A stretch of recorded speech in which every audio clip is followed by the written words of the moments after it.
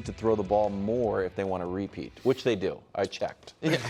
Look, I think that obviously last year's formula worked swimmingly, so I'm not going to go overboard and say they have to rehaul a lot of stuff.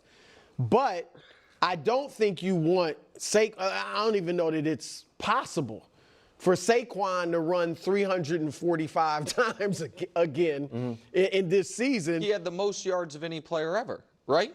Over the course of the whole rushes? Most rushing yards. Playoffs. Yeah. Over the course of a full season, he had the most rushing yards of any player and ever. the 345 carries is just in the regular season. Yep. And then Jalen as he gets older, you're not going to have him running as much either. Now, I don't feel like it's they have to throw more to win. Because, look, not only they were last in the league in pass attempts per game, and in the playoffs it actually dropped. In the regular season, I think Jalen averaged about 24 attempts a game, which is low, below league average. In the playoffs, it was down to 22, and they obviously were successful. But look who was second to last in pass attempts per game? I do it just because I researched it. The Ravens. Yeah, Baltimore. And then I think Pittsburgh's down. Buffalo was like fifth worst. So you can clearly win being either run first or run heavy. So that's not really the issue with me. The issue is just you don't want to destroy Saquon Barkley with too many carries. I think you run him a lot because I want to see him get 1,800 yards if he could, But 350 carries is going to be a much. And, again, you got to dial it back for Jalen. So I would try. Look, I think Jalen's very capable. I don't want to see him throwing 30 times a game. Although, because people think that's the magic number. Because last year or 2 years ago, he threw 31 a game, and he had all those interceptions. But 3 years ago, when he was second in MVP, he threw 30 a game. Not more than 30, but 30 a game. I think that 27, 28 is the magic number for them of passes you want to get. Because I also I do want to keep A.J. Brown and Devontae Smith happy to a degree, too. As long as it's... I'm gonna let Nick go, but I'm about to burst right now, and I'm gonna let it go. But just do you see the hyper focus on these numbers? I want to see Saquon get to 1,800.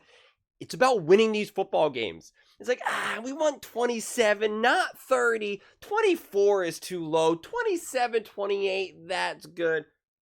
They did pretty well in the playoffs. Oh, you mean they had the record-setting, points scored? Including a game with a blizzard that's obviously going to hurt scoring. It's unbelievable. And also, that's why they got another running back.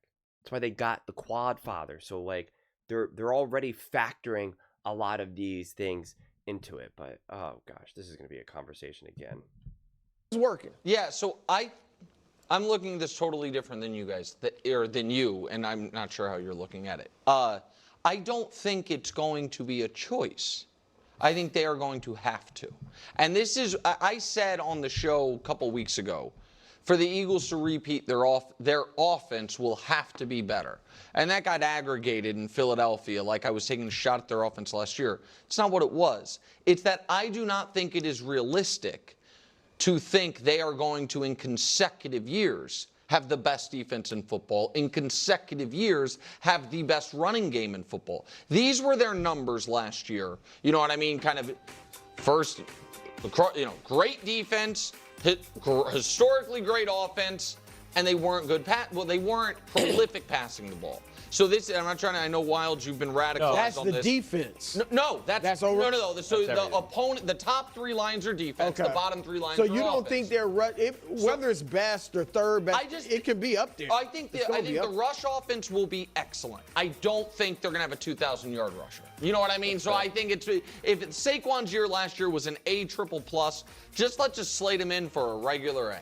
The defense, having lost Josh Sweat, Brandon Graham, Milton Williams, Burks, Bradbury, Slay, Rogers, Maddox, and Chauncey Gardner-Johnson, I think it's fair to say we'll take at least a slight step back. So in order to be as good as they were last year, if those things draw back a bit, they're going to have to be better passing the ball, which I think, as I give it to you, should be exciting. Okay. I'm not going to turn this into a whole thing. But again, why is it okay that other teams continue to be great, but not the Philadelphia Eagles? Why is it fair to say that they're going to take a step back? Like, I had a similar take about the Kansas City Chiefs, and I'm like, oh, their defense was the best in the NFL in 23. Is it going to be the same way in 24? And again, it was like seen as just the biggest insult. And then what proved to be the case? That their defense was still really great. And then it's also funny because in this clip, we're saying that the Philadelphia Eagles had the best defense in the NFL. I just made a Justin Herbert video the other day ago where he said the Chargers had the best defense in the NFL because it was used as a way to try to bring down Justin Herbert. So it's hard for me to keep up when something is the best, when something's not the best, like where the level of consistency is here. Like, I am a firm believer that you don't, if you're first, that you're not going to continue that rate. But like Bruce said, where it's just like you're still expected to still be great, even if you're not officially the best ranked this or the best ranked that. Like that all makes sense. But do you see what it also says at the bottom of the screen? Brown, since joining Eagles in 22, only one of 4 wide receivers with 4,000 receiving yards. That's so weird for a wide receiver to be able to achieve that with a quarterback who apparently can't throw the ball. Mind you, he had a different coordinator in 22, 23, 24. That's bizarre. Mind you, also missed multiple games. And it was still one of 4 receivers to put up 4,000 yards. Remember when I made a video months ago where I was talking about Jalen Hurts and Devontae, and because they kept talking about throwing, and I said, do you guys actually look at these numbers? Do you realize that these are all, especially when you factor in some games missed and whatnot, like these receivers consistently are in, top 5, top 10 of just pure stats now, right? Like, not in terms of how great I think you are, but just pure, like, how many touchdowns you have, receiving yards, catches, whatever it may be. And it's like consistently in that range. And it's like, and with receiving numbers, it's like if you get an extra 50 receiving yards or like 2 extra touchdowns, you're now like ranked number 3 for like most total touchdowns in the NFL. Again, it depends on what year you're looking at. So you're talking about like the finest of margins here. So that's why I said, I was like, what are we saying? If AJ Brown caught like 1 more touchdown and had an extra 75 yards, he would have been like top 3 in touchdowns or receiving yards, and then it would be a success. But since he didn't have that, now it's a failure. Like, that's what happens when you get too obsessed with numbers, and you get like too zeroed in on it. Like, it's like, what are we saying here? Like, okay, AJ Brown would be happy if he had an extra 94 yards, then it would be okay. And it's just like, it's just kind of insane. But when you do see a stat like this, where it's 1 of 4 with 4,000 receiving yards. Again, that's remarkable to be able to do that with a quarterback who can't throw the ball. That is wildly impressive. And again, like I kind of drilled down a little bit earlier, where it's just like, they've had the least amount of pass attempts. But like, the Ravens were down there and the Bills were down there. And it's just like, yeah, because pass attempts fluctuate. And it's also the types of passes that you're being asked to throw, right? Like other quarterbacks, Bo Nix, Patrick Mahomes, some of these other quarterbacks, it's like they're throwing more pass attempts, but they're throwing at such a ridiculously higher volume of passes that are screen passes or behind the line of scrimmage, which I've gone through so many times now. Like, those things matter. And that has never been the style of the Eagles offense to do that. They did it a little bit with Shane Steichen, but they were never able to really build off of that because obviously Shane Steichen left. But that has not been the style. That's why I am impressed with Joe Burrow's passing numbers, because it's like pretty much like none of it is behind the line of scrimmage or screen pass. Like, he does not get to kind of boost off of that. So you have plenty of other quarterbacks who, at a minimum, like especially like the Andy Reids of the NFL, at a minimum are getting like an extra like 3-4 pass attempts a game that are really just extensions of their run game. Like, Andy Reid, for the most part, in the modern NFL, like really popularized. I remember when it was like a controversial topic of like how much Andy throws, and they're like, well, like a lot of his throws are like a lot of these like short passes, and he uses the running like game as an extension of this and that. And it was just like, I remember like it was like kind of like newer, or maybe we were just having more intelligent conversations at the time. But it was just like, that is now obviously very pervasive throughout the NFL. Nowhere near as obviously as high level as Andy does it, but like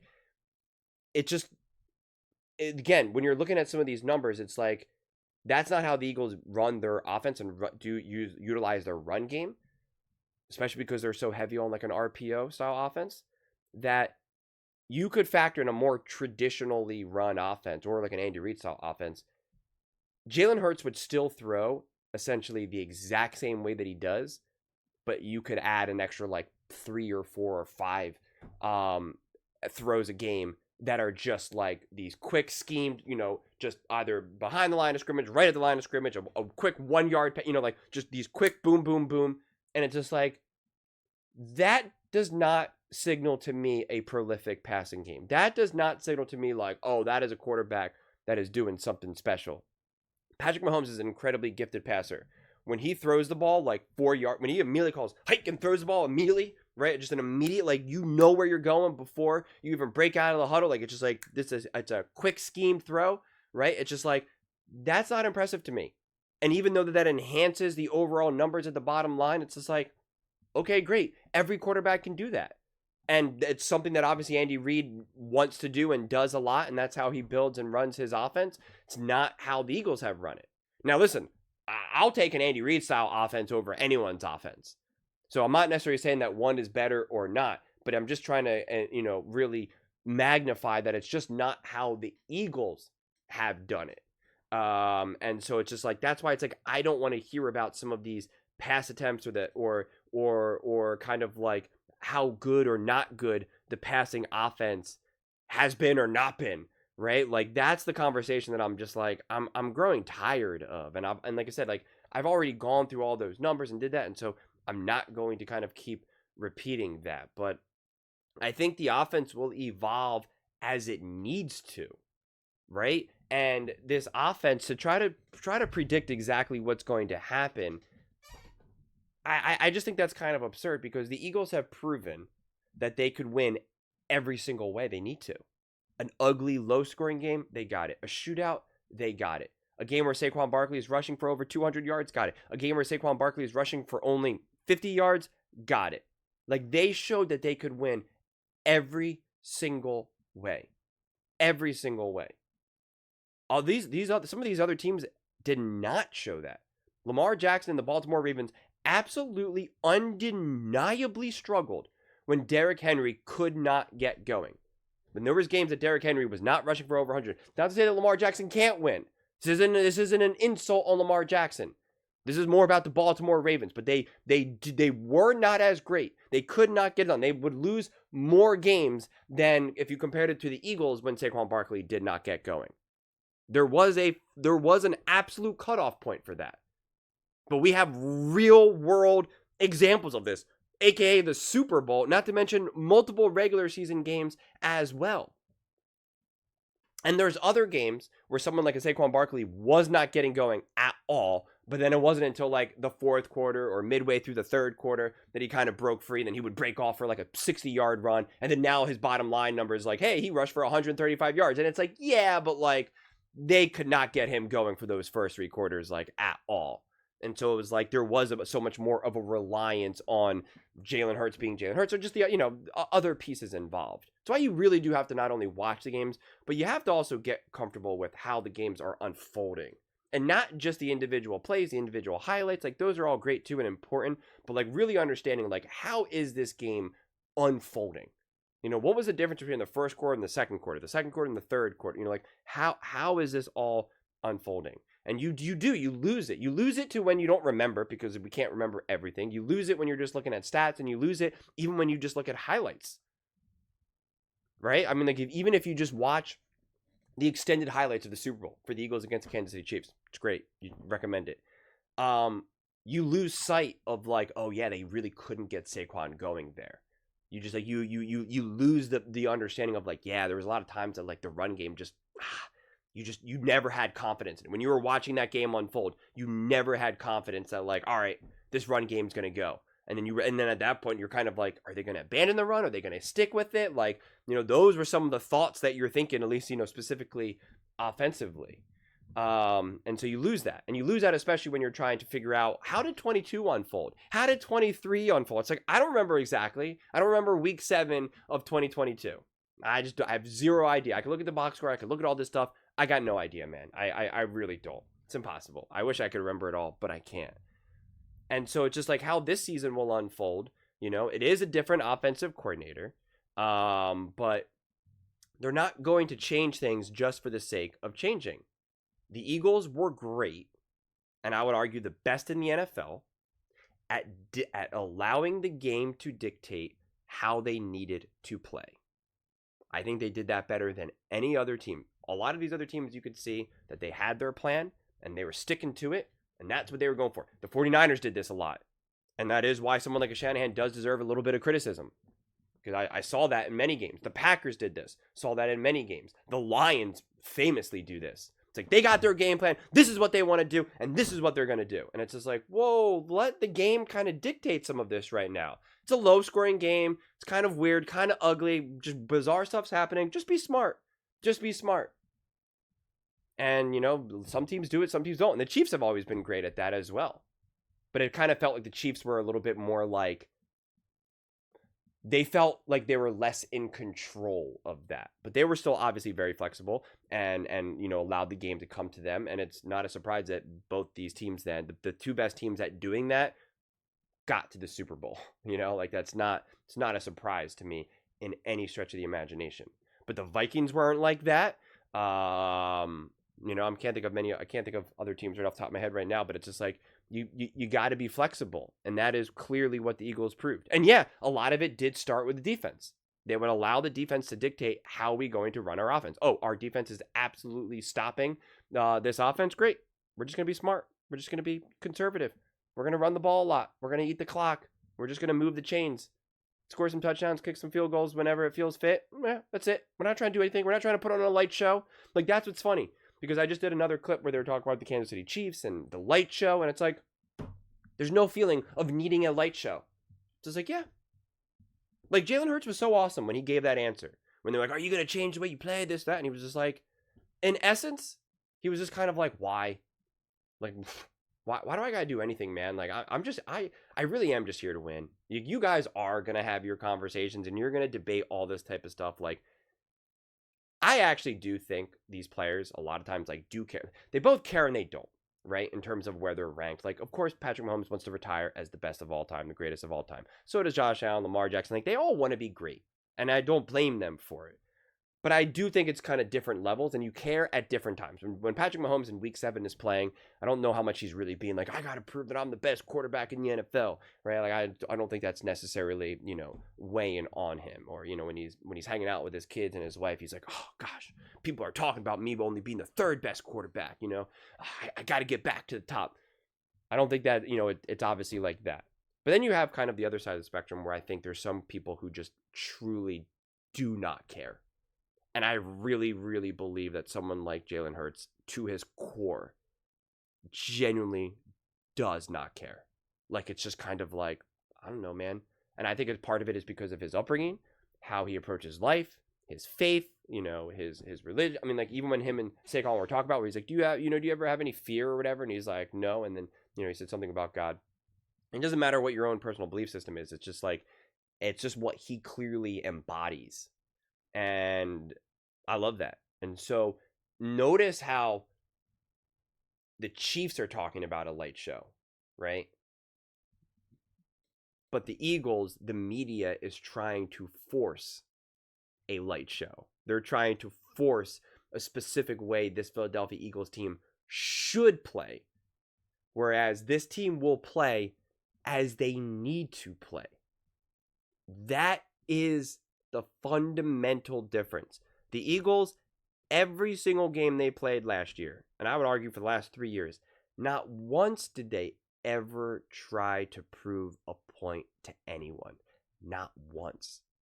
Not once. And yet I could say that the Ravens did, that the Chiefs did, that the Bills did, that the Lions did, that I could go through all these teams and be like, they were clearly trying something. I mean, the Lions especially the Lions. They have like an agenda. And I criticize. I'm like, sometimes it's fun, sometimes it's bad, but sometimes it's just like, you know, who are you playing for right now? Are you playing for the media? Are you even playing for the fans? Are you playing for your organization? Like, what are you guys trying to accomplish here? Right? And that's why I do like the one saying, I forget who said it, but it's a pretty famous saying where it's like, if you listen to the people in the stands, you'll join them, right? And it's just like, you know, use the fans and these other outside noise like as a reference point. And I do think the Eagles serve the fans in the best way possible, where they know the fans demand excellence, so they are always pushing things, but they're not going to fundamentally change what it means to win and how to win. And I think that is something that the Eagles have done very well. And they're just not here to try to send a message, right? When everyone said they must blow out the Cleveland Browns to prove how great they are, and they were like, we just need to win. We're not pulling out all the stops and doing all the fancy plays, and we're not gonna unload, and I'm not gonna hit AJ Brown with 20 targets and, you know, this and that. Like, we need a win right now. It was a kind of a little bit of a weird start to the season. We're just gonna try to win. And they did that. And then they kept winning. And winning and winning and winning. And when there was all noise about like, you got to do this, you got to do that, when they played the Packers, when they played the Rams, when they played the Chiefs in the Super Bowl, there was never any sense of like, we're going to win this way and we're going to prove it to you. It's just like, we're just going to win. We're just going to do what we need to do. So we can keep forcing these conversations all we want. But I mean, it's just the definition of trying to fit a square in a round peg or whatever. I didn't stick the landing there, but we got there. Those are just my thoughts. I'd absolutely love to hear yours. What do you guys all think about the Philadelphia Eagles? You know, do they need to throw more to repeat? I mean, like, just even this question, like, I mean, like, they obviously can't copy and paste their offenses last year, right? Like, it's going to change. And then it's just like, what's funny is like, if they throw like 3 extra times a game or whatever, 2 extra times a game, they'll be like, see, they needed to throw more. And it's just like, okay, sure, whatever you say. Like, it's just kind of funny. But the last thing I will say is, please let me know how AJ Brown is only, you know, since joining the Eagles, he's one of 4 receivers, one of 4 with 4,000 reception yards. Please let me know. I really want to know how that happened with a team that had such a terrible offense and terrible passing offense with Jalen Hurts, who can't throw the ball. Let me know in the comments below. I read every single comment. So whether you agree with me or disagree with me, either way, let's get in some discussions. Let's get in some fights. But ultimately, let's just have some fun. And please do consider subscribing. We are building an amazing community here and absolutely love to see you part of it. I want to build something that we all generally feel connected to. Something that we're really excited to be part of. I think we're on our way to doing it. Please don't forget to give this video a thumbs up, as it really does help the visibility and the algorithm. Thank you so much. See you next time.